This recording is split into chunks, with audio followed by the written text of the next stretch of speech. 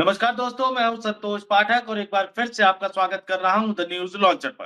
दोस्तों, बिहार की राजनीति में हलचल कम होने का नाम नहीं ले रही है और मैंने आपको पहले ही बताया था कि मैं बिहार की राजनीति से जुड़ी जो भी खबर आपके सामने लेकर आऊंगा, तथ्यों के साथ, तर्कों के साथ लेकर आऊंगा, पुख्ता सूत्रों के हवाले से खबर लेकर आऊंगा। और मैंने कल आपको बताया था, न्यूज लॉन्चर पर ही बताया था कि किस तरह से बिहार के मुख्यमंत्री नीतीश कुमार इस्तीफा देने की तैयारी कर रहे हैं और नीतीश कुमार अब अपने इरादे में इतने आगे बढ़ चुके हैं कि वो प्रधानमंत्री नरेंद्र मोदी के बिहार दौरे का इंतजार तक नहीं कर पा रहे हैं। दोस्तों, जी हाँ, आप जानते होंगे कि प्रधानमंत्री नरेंद्र मोदी 24 फरवरी को बिहार के दौरे पर जा रहे हैं।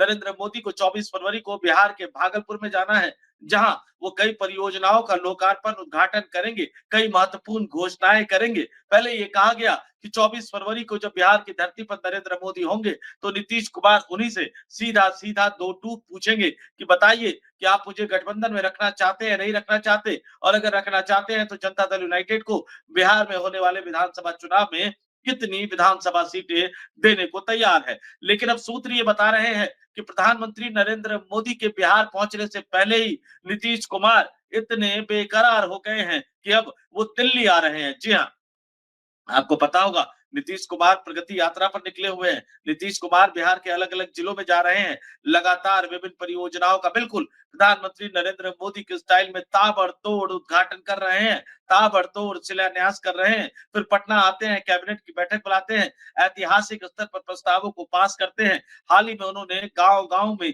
सड़कें बनाने के एक प्रस्ताव को पास किया। 17,000 करोड़ रुपए से ज्यादा का बजट, ज्यादा का फंड। आमतौर पर नेता, मुख्यमंत्री इस तरह की घोषणाएं तभी करते हैं जब चुनाव की बेला नजदीक आ जाती है। लेकिन बिहार में विधानसभा का चुनाव अगर तय समय पर हुआ तो अक्टूबर नवंबर में होना है और फरवरी के महीने में ही ताबड़तोड़ नीतीश कुमार जिस तरह से घोषणाएं किए जा रहे हैं, नीतीश कुमार जिस तरह से ऐलान किए जा रहे हैं, नीतीश कुमार जिस तरह से बिहार के अलग अलग जिलों में जाकर पार्टी के नेताओं से, कार्यकर्ताओं से, मतदाताओं से, खासतौर से महिला मतदाताओं से संवाद करते जा रहे हैं। महिला मतदाताओं का जिक्र करना इसलिए जरूरी है क्योंकि नीतीश कुमार जितनी बार भी बिहार में विधानसभा का चुनाव जीते हैं दोस्तों, ये तमाम सर्वे ये बताते हैं कि नीतीश कुमार को मुख्यमंत्री बनाने में महिला मतदाताओं ने हमेशा बहुत ही महत्वपूर्ण भूमिका निभाई है, चाहे वो 2005 का विधानसभा चुनाव हो या 2010 के विधानसभा चुनाव में मिली ऐतिहासिक जीत। इसीलिए तमाम विरोधों के बावजूद, कानून व्यवस्था की तमाम स्थितियों के बावजूद नीतीश कुमार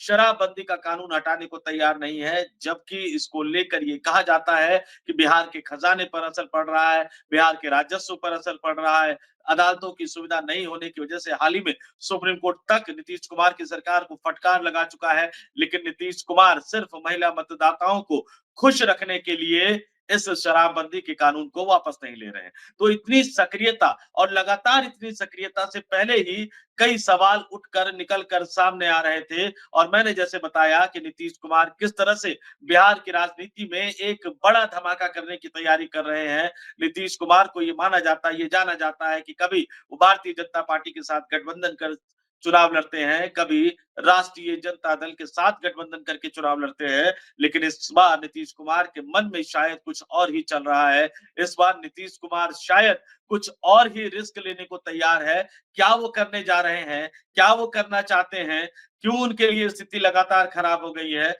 और क्यों आनन-फानन में नीतीश कुमार को प्रगति यात्रा का कार्यक्रम रद्द करके दिल्ली के लिए रवाना होना पड़ रहा है? भागे-भागे नीतीश कुमार क्यों दिल्ली आ रहे हैं? सूत्र मेरे ये बता रहे हैं, बताया ये जा रहा है कि रविवार को वो दिल्ली में प्रधानमंत्री नरेंद्र मोदी के साथ मुलाकात कर 2 टूक शब्दों में पूछेंगे। देखिए, 24 फरवरी तक का इंतजार नहीं किया तो मान के चलिए कि अगले कुछ दिन बिहार की राजनीति के लिए बहुत धमाकेदार दिन होने वाले हैं। अगले कुछ दिन बिहार की राजनीति के लिए बहुत बदलाव वाले दिन होने वाले हैं और इसलिए ये कहा जा रहा है, लगातार ये कहा जा रहा है कि नीतीश कुमार इस बार कुछ बड़ा करने जा रहे हैं। खबर पे आते हैं।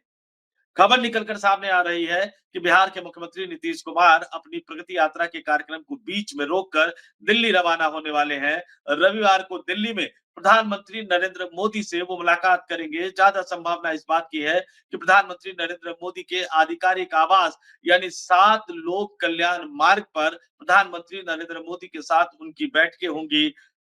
सार्वजनिक रूप से ये कहा गया कि बजट के एजेंडे पर बातचीत करेंगे। बजट में बिहार को जो सौगातें दी गई है उसको लेकर वो धन्यवाद देंगे। लेकिन अगर धन्यवाद ही देना होता, तो वो 24 फरवरी का इंतज़ार करते, जब प्रधानमंत्री नरेंद्र मोदी बिहार की धरती पर लैंड करते। तो ज़ाहिर तौर पर एक औपचारिक मैसेज ये दिया जा रहा है कि धन्यवाद करने के लिए मिल रहे हैं, लेकिन अनौपचारिक तौर पर मेरे ये सूत्र बता रहे हैं कि दो टूक बात करनी है, प्रधानमंत्री नरेंद्र मोदी से दो टूक पूछना है, उनको सीधे-सीधे बताना है कि अमित शाह के नेतृत्व में भारतीय जनता पार्टी की जो लोकल यूनिट है, किस तरह से उनको परेशान कर रही है, उनकी पार्टी को तोड़ने का प्रयास किया जा रहा है। ये तमाम चीज़ें वो नरेंद्र मोदी के सामने रखेंगे और उनके साथ सीधे-सीधे पूछेंगे कि बताइए प्रधानमंत्री जी मुझे क्या करना चाहिए? और मैं आपको बता दूँ, पिछली बार भी जब नीतीश कुमार की एनडीए गठबंधन में वापसी हुई थी, उस समय भी अमित शाह ये नहीं चाहते थे कि नीतीश कुमार मुख्यमंत्री के तौर पर वापस आए। अमित शाह ने शर्त लगा दी थी कि ठीक है, नीतीश कुमार एनडीए गठबंधन में आ जाए, लेकिन मुख्यमंत्री वो नहीं बनेंगे। उस समय नीतीश कुमार ने सीधे नरेंद्र मोदी से संपर्क किया था और नरेंद्र मोदी के कहने पर अमित शाह भी तैयार हो गए और जब वापस आए नीतीश कुमार एनडीए गठबंधन में, तो उनको फिर से मुख्यमंत्री बनाया गया। यहाँ तक कि 2020 के विधानसभा चुनाव में भारतीय जनता पार्टी के मुकाबले बहुत कम सीटें मिलने के बावजूद प्रधानमंत्री नरेंद्र मोदी ने ये इंश्योर किया कि नीतीश कुमार ही गठबंधन के नेता के तौर पर बिहार के मुख्यमंत्री की कुर्सी संभाले और अब ऐसे में एक बार फिर से अपनी मुख्यमंत्री की कुर्सी को बचाने के लिए बिहार के मुख्यमंत्री नीतीश कुमार प्रधानमंत्री के पास ही गुहार लगाने आ रहे हैं। बल्कि मैं कहूं कि गुहार से ज्यादा अब सीधे दो टूक शब्दों में वो प्रधानमंत्री नरेंद्र मोदी के साथ बातचीत करने आ रहे हैं, पूछने आ रहे हैं कि बताइए प्रधानमंत्री जी मुझे क्या करना चाहिए? बताइए एनडीए गठबंधन में जेडीयू की भूमिका क्या रहेगी? बताइए कि आने वाले विधानसभा चुनाव में आप जनता दल यूनाइटेड को कितनी सीटें देने जा रहे हैं? और बेकरारी का आलम देखिए, व्याकुलता का आलम देखिए, जल्द से जल्द फैसला करने की बेताबी देखिए कि उन्होंने 24 फरवरी को प्रधानमंत्री नरेंद्र मोदी के बिहार पहुंचने तक का इंतजार नहीं किया। आपके स्क्रीन पर मैं एक खबर दिखा रहा हूं, उस खबर को देखिए, क्या उसमें लिखा गया है और फिर उस खबर के पीछे का खबर मैं आपको ज़रूर बताऊँगा, उस खबर के पीछे की कहानी भी मैं आपको बताऊँगा।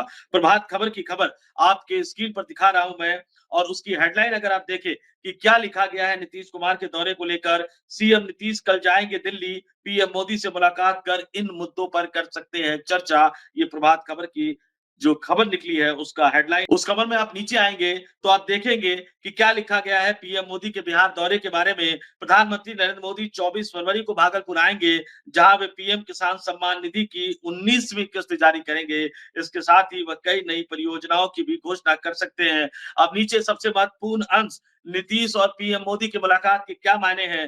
नीतीश कुमार का यह दिल्ली दौरा राजनीतिक दृष्टि से भी अहम माना जा रहा है, जहां एक ओर वह बिहार को बजट में मिले विशेष ध्यान के लिए पीएम मोदी का आभार व्यक्त करेंगे, वहीं सूत्रों के अनुसार कई अन्य विकास योजनाओं और राजनीतिक मुद्दों पर भी बातचीत संभव है। उनके इस दौरे के कारण प्रगति यात्रा को टालना यह दर्शाता है कि यह मुलाकात कितनी महत्वपूर्ण है और मैं खुद लगातार इस बात को कह रहा हूं कि प्रगति यात्रा को टालकर आनन फानन में दिल्ली आने का कार्यक्रम तय करना, प्रधानमंत्री नरेंद्र मोदी से मुलाकात के लिए समय मांगना, जबकि कुछ दिन बाद ही नरेंद्र मोदी बिहार की धरती पे होते, ये दर्शाता है कि नीतीश कुमार के मन में क्या चल रहा है। अब आता हूं उस बात पे कि नीतीश कुमार परेशान क्यों है? दरअसल नीतीश कुमार को ये लग रहा है कि जिस तरह से एनडीए गठबंधन में चिराग पासवान ज्यादा से ज्यादा सीटें मांग रहे हैं, जीतन राम मांझी ज्यादा से ज्यादा सीटें मांग रहे हैं, यहाँ तक कि उपेंद्र कुशवाहा भी ज्यादा से ज्यादा सीटें मांग रहे हैं। इन सब खेले के पीछे, इन सबके बयानों के पीछे सिर्फ एक ही व्यक्ति जिम्मेदार है, भारतीय जनता पार्टी के वरिष्ठ नेता और देश के केंद्रीय गृह मंत्री अमित शाह। इसलिए नीतीश कुमार डरे हुए हैं, नीतीश कुमार घबराए हुए हैं और मैं बता दूं आपको क्या फॉर्मूला था। इसके लिए आपको पिछले विधानसभा चुनाव की तरफ जाना होगा। बिहार में जो पिछला विधानसभा चुनाव हुआ था 2020 में, उसमें एनडीए गठबंधन की अगर मैं बात करूं तो 115 सीटें जनता दल यूनाइटेड के खाते में आई थी। 110 सीटों पर भारतीय जनता पार्टी चुनाव लड़ी थी और हम जीतन राम मांझी साहब की पार्टी 7 सीटों पर चुनाव लड़ी थी, वीआईपी 11 सीटों पर चुनाव लड़ी थी। लेकिन चिराग पासवान के खेले के कारण नीतीश कुमार की पार्टी को एक तरह से करारी हार का सामना करना पड़ा।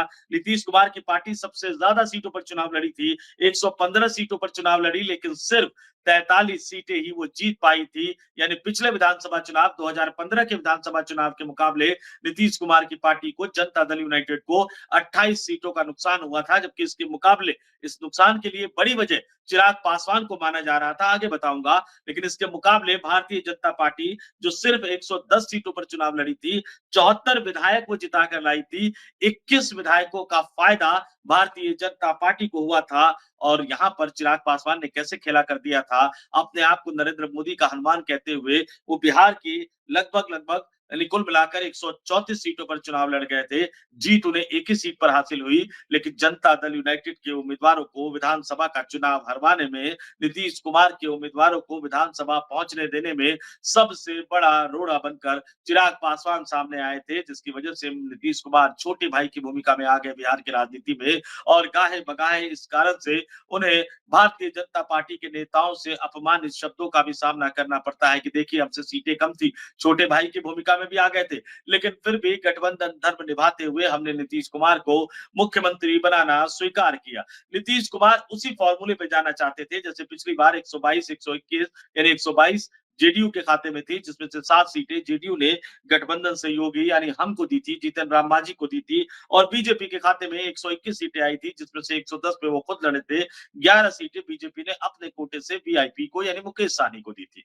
नीतीश कुमार ये चाहते हैं कि इस बार भी 122 121 के फॉर्मूले पर ही चुनाव लड़ा जाए, और थोड़ा बहुत नीतीश कुमार त्याग करने को तैयार है, यानी वो 115 से 107 8 पर आने को तैयार है, लेकिन वो इससे ज्यादा नीचे जाने को तैयार नहीं है। अब बिहार की राजनीति में हो क्या रहा है, चिराग पासवान की पार्टी 40 से 45 सीटों की मांग कर रही है। जीतन राम मांझी साहब पहले 40 सीटों का बयान देते हैं, उसके बाद कहते हैं कि कम से कम 20 सीटें तो हमें मिलनी चाहिए। उपेंद्र कुशवाहा अपने आप को बिहार का एक बड़ा नेता मानते हैं।